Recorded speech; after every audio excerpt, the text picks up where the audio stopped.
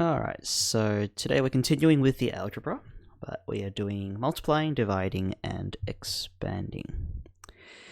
So the way we've thought about algebra is if I say 3x, we've been thinking about that as 3 boxes containing some unknown number of Smarties each. Okay, and we don't know how many there are, but that's okay, we can still work with them. Right, and a little consequence of this is that if I write 3x like that, without anything in between them, what I mean is 3 multiplied by x. Okay, so multiplication is assumed if we don't write anything separating those two. If I multiply this by 2, the effect of that is I grab all this stuff and I get 2 copies of it. And so what we see in front of us is 6 boxes. Still don't know what they are, but it's 6 boxes, and we can write that as 6x. Okay, so because we mean multiplication inside 3 and the x, it's all multiplying. Okay, and so we can take that in any order we like, and so we can do 3 times 2 is 6, and the x comes along. It's a bit different to what you saw last time, where when we had 3x plus 2, there was nothing you could do with that. Alright, because 3x is 3 multiplied by x, and that doesn't mix with the adding in the same way. Okay, so we expect that when you multiply a bunch of things together, that you can group them all into the one term. So let's see examples of that. So say 7x times 4y. All of this is multiplication, so we can take just the numbers first, 7 times 4, and that gives us 28. Then the x and the y can come along afterwards. Okay, so as I said before, we can group it all together into that one term. So likewise for this one, we can start by doing negative 6 multiplied by 8. And when we do that, we get negative 48. Okay. Then we look at the letters. Right? Now, x multiplied by another copy of x, we write as x squared. The little power of 2 tells you there's 2 copies of x multiplying together. Okay, and then the y can come along afterwards. Okay, so sometimes these things get a little bit big, right, and be a bit long to write, but it's still going to be grouping together into the one term. Okay, division is quite similar, except I normally like to think of division as a fraction. I find fractions actually a little easier to handle. So I'd write this as 3ab divided by negative 12b as a fraction, and the negative makes the whole fraction go negative. Then you'd be thinking numbers first, like before. What goes into both 3 and 12? Well, 3 does, and so you can simplify this. And how many 3's go into 3? Well, 1. How many 3's go into 12? 4. Right. And then you look at the letters and see if there are any common factors you can cancel. And what we see is there's a b on both top and bottom that we can cancel. And so what we're left with is a negative fraction still, but the top is 1a, which we can write as just a, and the bottom is only a 4. Alright, one more of those. This time we're dividing a negative by a negative. That's going to cancel it, so the fraction ends up being positive, but we can just bring everything into the fraction. So once again, we think about simplifying the numbers first. 18 and 30. What goes into both 18 and 30? Well, 6 does. How many 6's go into 18? 3. And how many 6's go into 30? We get 5. And so that's the numbers simplified.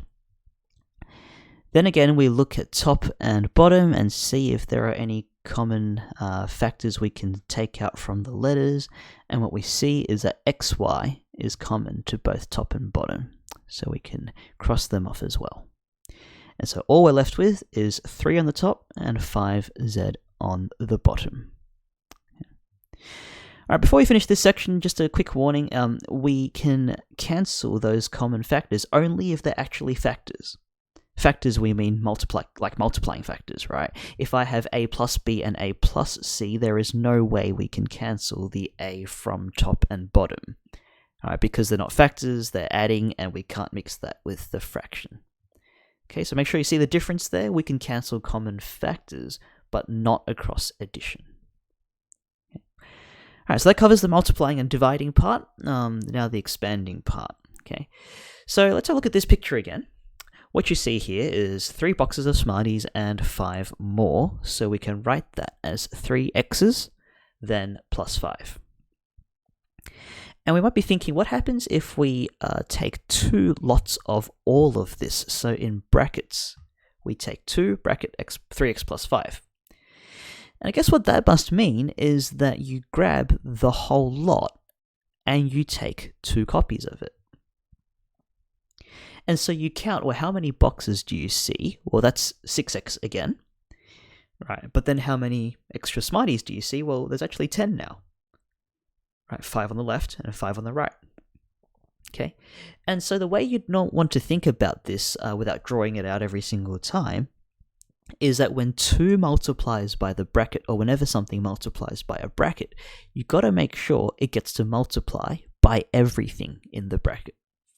So 2 gets to multiply by 3x, that gives you the 6x, and 2 gets to multiply by 5, and that gives you the 10.